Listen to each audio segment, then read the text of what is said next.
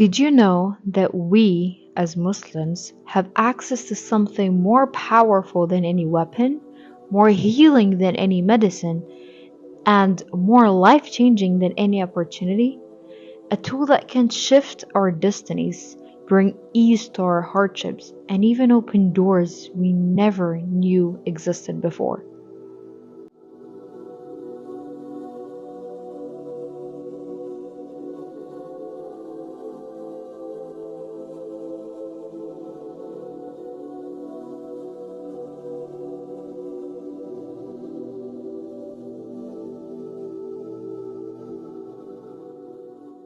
Assalamu alaikum wa rahmatullahi wa barakatuh. I am your host Habiba Kafafi, and we're back on getting into the human's mind. Welcome back, everyone. This is the third episode of the Ramadan series, and I'm glad to have you all back. Alhamdulillah, I'm honestly surprised that I'm keeping it consistent with Ramadan, and I'm here with my third episode. I hope it's been helpful so far, honestly, and beneficial. I truly hope so. And for this episode, we are discussing one of the most important topics that I think is very crucial in these powerful nights of Ramadan. And the tool that I was discussing at the beginning of the episode, you might have guessed it or not, that tool is dua, supplication. Believe it or not, we often neglect it. Let's be real. How often do we turn to dua? Not just a quick, Ya Allah, make it easy. No, like before an exam or something, or a casual, Ya Allah, help me when we're struggling. I mean, real, deep, heartfelt dua. The kind where you sit alone with no distraction and just talk to Allah sincerely. The kind where you pour your emotions out, trusting that He is listening, that He cares, and that He will respond in the best way possible. We live in a time where we seek solutions everywhere. Our friends, the internet, self-help books, maybe even therapists, or some motivational quotes. And while all these things can be beneficial, let's be honest, we forget that the greatest help, the most direct solution, is just a dua away.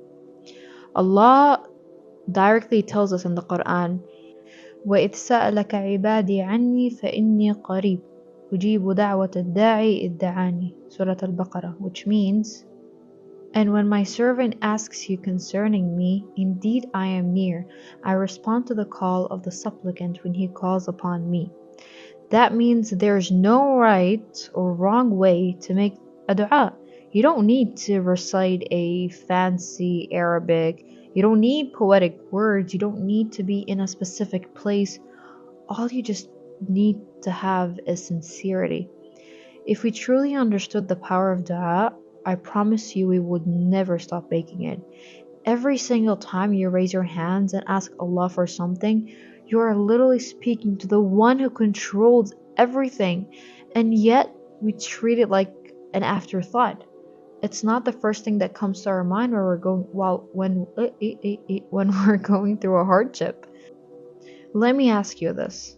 How many times have you stuck in life and immediately turned to social media for answers, or ranted to a friend right away, or Googled for solutions? Like, just be honest with yourself. And then, when nothing worked, only then did you think, maybe I should make a dua, when things get very, very complex. It's crazy, isn't it? We look for complicated solutions when we literally have direct access to the Almighty. But I get it. Sometimes dua feels like it's not working. I've been there. We make dua, but we don't see immediate results, and we start thinking, is Allah even listening to me? Why isn't He answering? This is something even the best of us struggle with. Let me remind you of the story of Prophet Zakaria alayhi salam. He made dua for a child for years, probably even decades.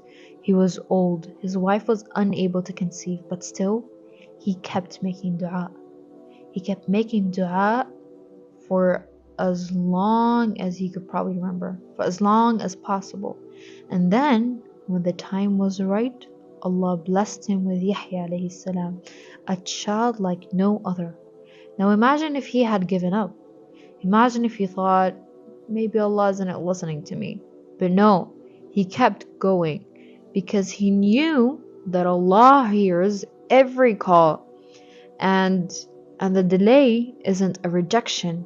It's just a part of Allah's perfect plan that is being unfolded just perfectly for you. So if you're ever making a dua for something and you felt like it's not happening, please don't give up. Keep asking, and importantly, keep believing, because Allah's response will come. It's just a matter of when and how.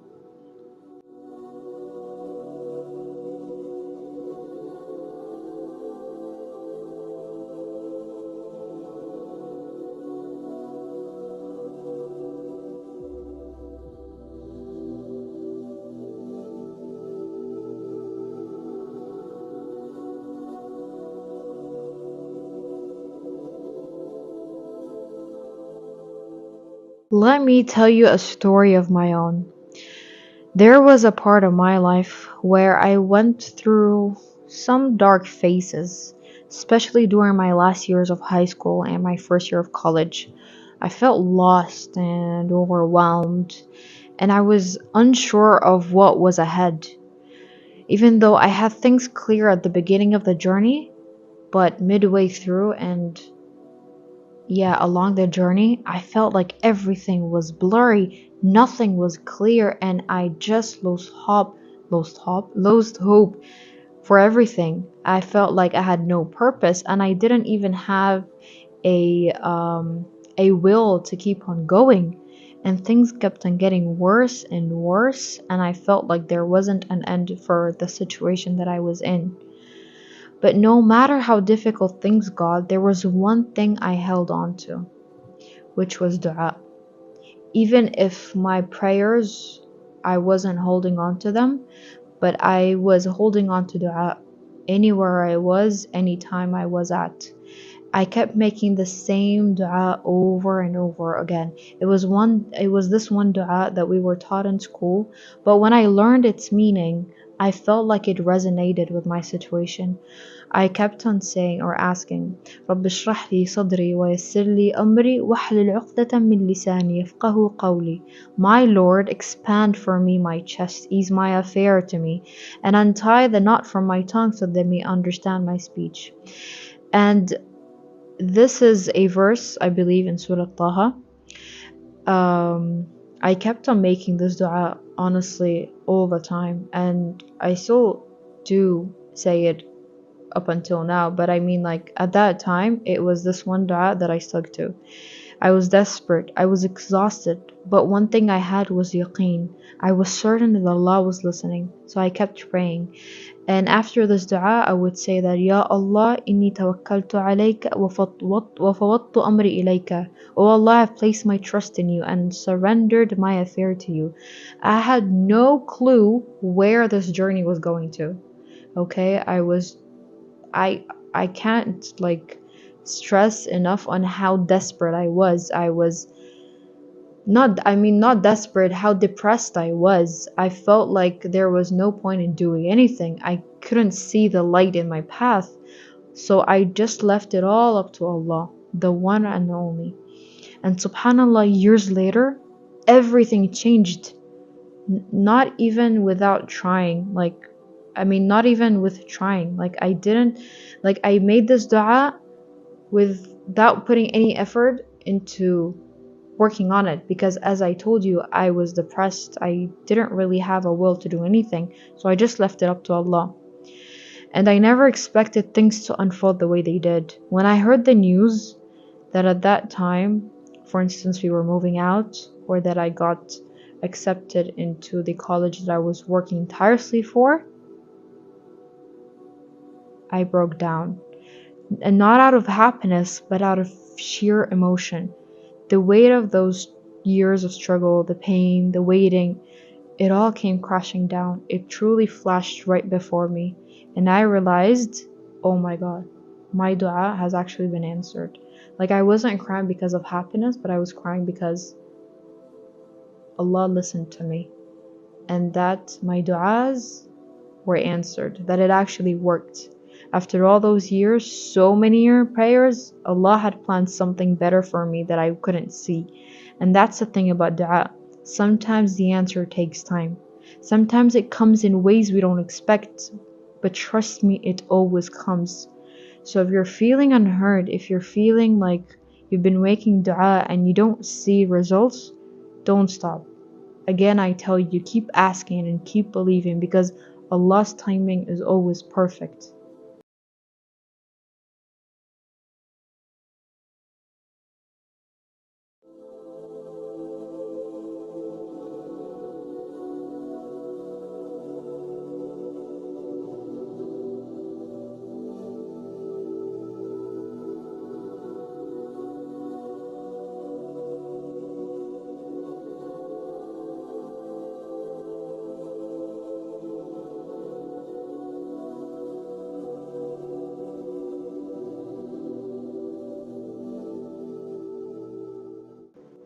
Now, let's talk about how we can make our dua stronger.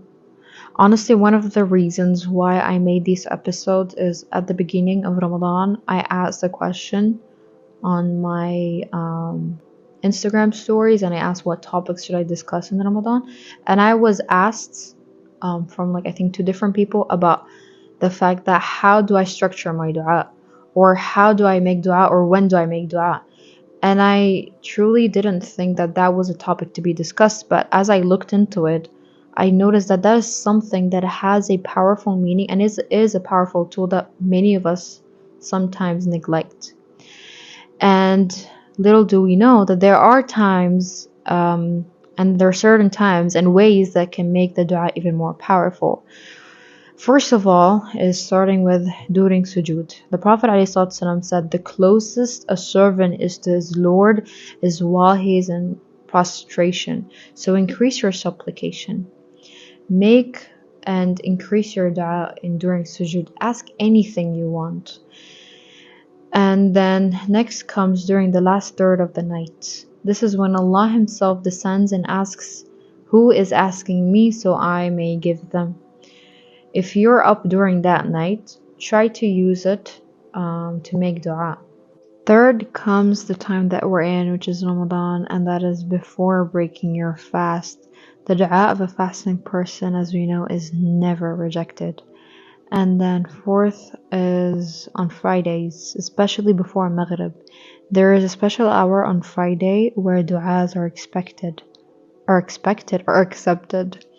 And then last but definitely not least is after our 5 obligatory prayers.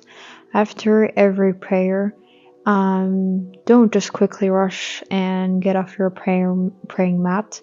Try to sit there for a few minutes, even a few seconds, and make a dua and just have like a quick conversation with Allah. And like I mentioned earlier, speak to Allah in your own words. Truly, He understands all language. It doesn't necessarily have to be in Arabic, it could be in English or even in your native language. Truly understands all of our emotions and our struggles. So, your dua doesn't have to be poetic, it just has to be sincere. And remember that Ramadan, last few nights, is the month of dua, where destinies are written and sins are forgiven and the prayers are answered. So if there is ever a time to reconnect with the power of dua, this is it. So let's not waste this opportunity. Let's not let another Ramadan pass by where we forget to truly ask Allah for what we need. No matter how small or how big, just ask. And who knows, maybe the dua you make today will be the one that changes your life forever, or the one that gets answered in the next Ramadan, inshallah.